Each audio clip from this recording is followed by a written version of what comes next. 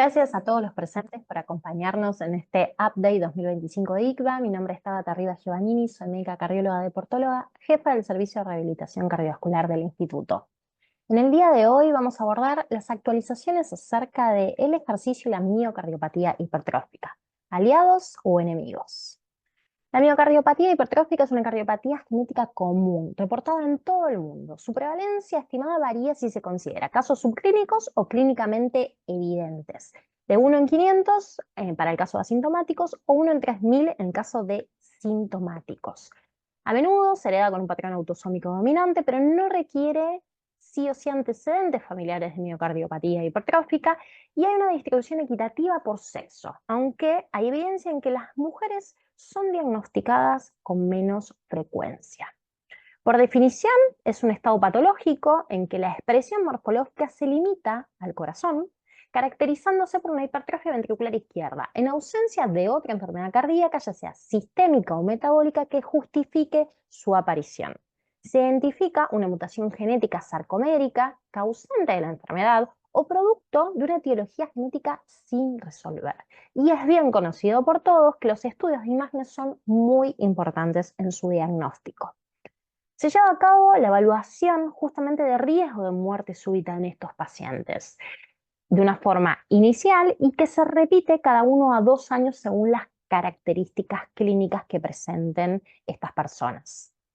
Se interroga acerca de antecedentes de paro cardiorrespiratorio o arritmias ventriculares, antecedentes familiares de muerte súbita, paro cardíaco, arritmias ventriculares, en familiares con diagnóstico o probablemente atribuibles a miocardiopatía hipertrófica en caso de primer grado o en otros familiares cercanos menores a 50 años. Se realiza Holter para detectar taquicardias ventriculares y a su vez se interroga acerca de antecedentes de síncope de causa arritmogénica. Por último, y no menos importante, la realización de estudios complementarios, como por ejemplo el ecocardiograma, que nos va a permitir estratificar el grosor máximo de la pared del ventrículo, la fracción de eyección, presencia de aneurisma apical y en el caso de la resonancia magnética, la presencia de fibrosis y a su vez la extensión de la misma.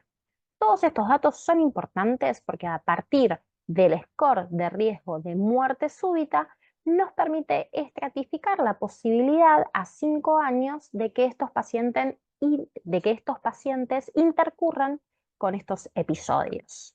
A modo de resumen, un algoritmo en donde podemos ver cómo la historia personal, la historia familiar, el examen físico y la realización de distintos estudios complementarios nos van a permitir identificar el fenotipo de esta patología. La prevalencia a nivel mundial, como habíamos hablado en esta figura, podemos observar la presencia en 125 países de miocardiopatía hipertrófica clínicamente reconocida. Maron establece una prevalencia un poquito también menor de 1 en 200 y 1 en 500. Y lo más importante, establecer los perfiles clínicos de esta patología. Va a haber pacientes en los cuales van a presentar una estabilidad con el correr del tiempo, aquellos que pueden desarrollar insuficiencia cardíaca, otros fibrilación auricular y OACB y algunos eventos obviamente de muerte súbita. Ahora bien, el riesgo de eventos adversos en la miocardiopatía hipertrófica, en particular de la insuficiencia cardíaca, probablemente se deba a la compleja interacción que se da entre la genética y los factores ambientales, que pueden llevar al desarrollo de obesidad, hipertensión, diabetes mellitus, apneas del sueño, ¿sí? Todos estos factores de riesgo cardiometabólicos se establece que son altamente prevalentes en pacientes con miocardiopatía hipertrófica y que se asocian justamente a un peor pronóstico. La inactividad física es otra característica común entre los pacientes con miocardiopatía hipertrófica. Es, por lo tanto, relevante la importancia de la modificación intensa de los factores de riesgo tradicionales. Todos sabemos que el ejercicio regular promueve la longevidad y reduce el riesgo general de enfermedades cardiovasculares o quizás ayuda a prevenir las complicaciones de la misma. Ahora bien, ¿qué ocurre en la miocardiopatía hipertrófica y en el ejercicio? Esta patología es una cardiopatía hereditaria, una de las más comunes. ¿sí? Consideradas en su momento como una causa significativa de muerte súbita cardíaca en jóvenes, lo que llevó a recomendaciones históricas que limitaban el ejercicio a intensidades bajas. Esto dio como resultado que en un 55% de los pacientes con miocardiopatía hipertrófica no cumplieran con las recomendaciones mínimas de actividad física, fomentando de esta manera el sedentarismo, la aparición de obesidad y el desarrollo de problemas cardiovasculares, así como también generándose un impacto psicológico adverso en estos pacientes. Sin embargo, estudios recientes sugirieron que el riesgo de muerte súbita durante el ejercicio para aquellos con miocardiopatía hipertrófica podía ser menor a lo que se creía. Es por esto que la indicación del ejercicio, a su vez como el tipo y la intensidad para pacientes con diagnóstico de miocardiopatía hipertrófica, ha evolucionado notablemente desde el 2018. En este año, la Sociedad Europea y la Asociación Americana, el Colegio, perdón, Americano, habían establecido que el ejercicio moderado podía ser beneficioso y se recomendaba precaución especialmente con actividades de alta intensidad debido al riesgo de arritmias. Estudios sucesivos fueron indicando que el ejercicio bien supervisado podía llevar a mejoras en la clase funcional y en la calidad de vida. Y las recomendaciones justamente incluían personalizar el tipo y la intensidad del ejercicio. En el 2020 se publicaron las guías de la Asociación Americana y a su vez también de la Sociedad Europea, en donde se indicaba el ejercicio aeróbico de moderada intensidad y se fue discutiendo el rol de la fuerza muscular, de los ejercicios que iban a llevar al fortalecimiento muscular, enfatizando a una evaluación individualizada y una decisión compartida. Esto es muy importante. Se empezó a dar un poco la importancia a la opinión de los pacientes y tomar una decisión conjunta con el profesional a cargo. El año pasado, las guías de la Asociación Americana establecían que la participación en actividades recreativas vigorosas se podía llevar a cabo posterior a una evaluación integral anual y una toma de decisiones compartidas con un profesional experto, el cual debía explicar los beneficios y los riesgos de la participación justamente en este tipo de actividades para que el paciente pueda también participar de la decisión final.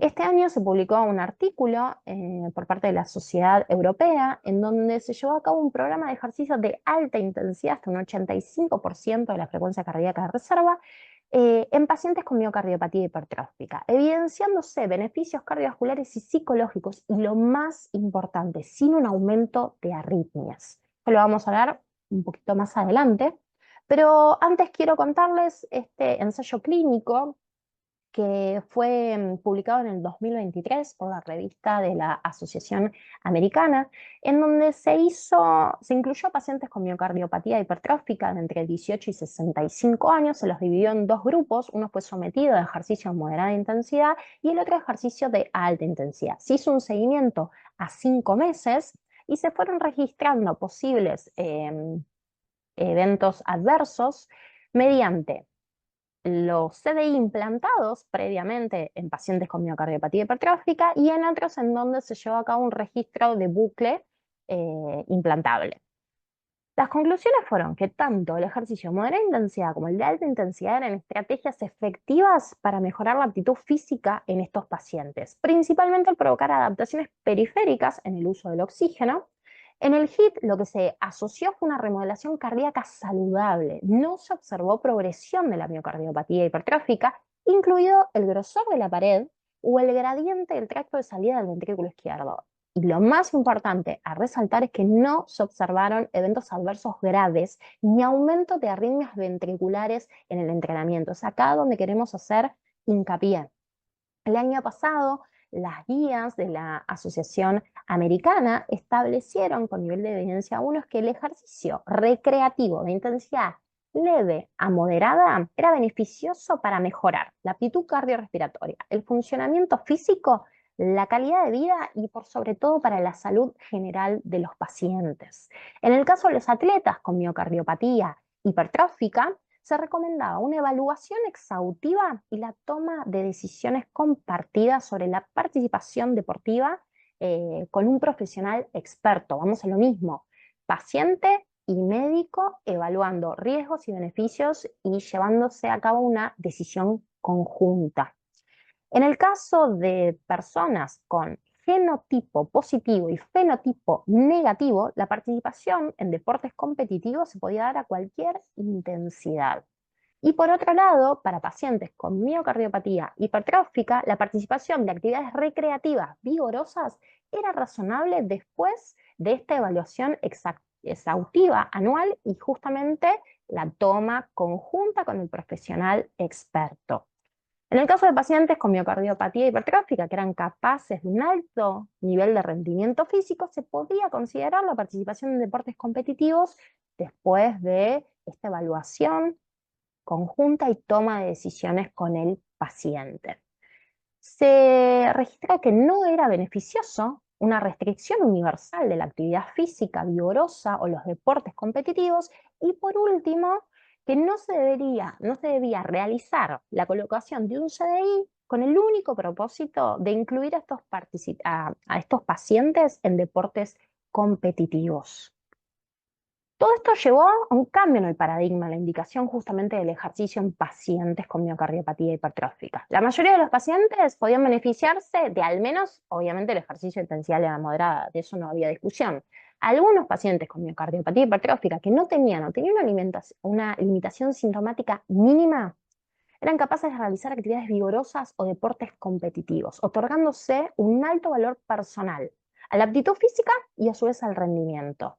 Y si bien es real que todavía existe una incertidumbre en torno al riesgo de muerte súbita cardíaca asociado con el ejercicio, no se demostró un riesgo desproporcionado de muerte súbita cardíaca en atletas en registros contemporáneos.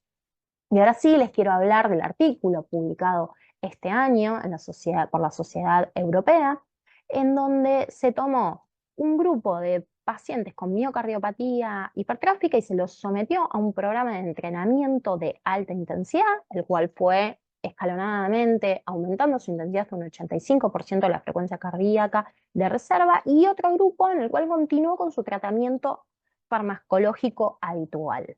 El objetivo era evaluar a través de este programa personalizado de ejercicio de alta intensidad a estas personas jóvenes y de mediana edad, investigando un poco la seguridad, el impacto que tenía el ejercicio en la actitud cardiorrespiratoria, factores de riesgo y la calidad de vida. Los outcomes primarios fueron muerte cardiovascular, paro cardíaco, terapia apropiada o inapropiada con CDI, síncope inducido por ejercicio, taquicardia ventricular sostenida o no sostenida, y arritmias auriculares sostenidas. Los outcomes secundarios fueron aptitud cardiorrespiratoria, factores de riesgo cardiovasculares, puntuaciones de calidad de vida, ansiedad y depresión. Los resultados a las 12 semanas fueron que el grupo de ejercicio tuvo mayor aumento del consumo de oxígeno máximo, aumento del consumo de oxígeno en el umbral anaeróbico, presión arterial sistólica más baja, un IMC más bajo y mayor mejoría en cuanto a las puntuaciones de los cuestionarios de ansiedad y de depresión. Algo a resaltar fue justamente el componente educativo que se les otorgó a estos pacientes, ya sea sobre el ejercicio, el manejo de la patología, y se fueron dando habilidades de autogestión, fomentando de esta manera algo más proactivo hacia la salud de los pacientes, generándose un enfoque integral, mejorando no solo la condición física, sino también dando un apoyo a la salud mental y a la calidad de vida de estos pacientes. Por lo tanto, a modo de conclusión de este estudio, se estableció que este programa de ejercicios de alta intensidad era viable en pacientes con miocardiopatía hipertrófica con evidentes beneficios, no solo cardiovasculares, sino también psicológicos. Y lo más importante de esto, sin un aumento de arritmias, de eventos de muerte súbita. Es por esto que quiero que de esta charla se lleven que está cambiando la indicación del ejercicio en estos pacientes. Las nuevas directrices de la Sociedad Europea, de la Asociación Americana, están fomentando un enfoque más liberal hacia la prescripción del ejercicio en estos pacientes, surgiendo obviamente la necesidad de educar a los profesionales de la salud sobre la prescripción del ejercicio y a su vez de explorar un poco más en los programas de rehabilitación cardíaca a la indicación del ejercicio de alta intensidad. Por otro lado, lo que son las variantes y las consideraciones individuales únicas con respecto al ejercicio vigoroso, los deportes competitivos, lo que están dando es que se tiene que llevar a cabo una evaluación anual por parte de un profesional experto, pero que lo más importante, que se incluya al paciente, que se le explique riesgos y beneficios de participar en este tipo de actividades y por sobre todo establecer un plan de preparación para emergencias individuales. Entonces, acá el tema no es contraindicar el ejercicio, sino hablar con el paciente, comentarle los riesgos y beneficios e indicar la manera justa, pero por sobre todo animarnos a ir un poquito más, no quedarnos en una situación estable, porque hay evidencia de que no hay mayores riesgos, pero sí mejoría en cuanto a la calidad de vida de todos nuestros pacientes. Así que bueno, muchísimas gracias por su atención. Espero que la charla les haya sido de mucha utilidad.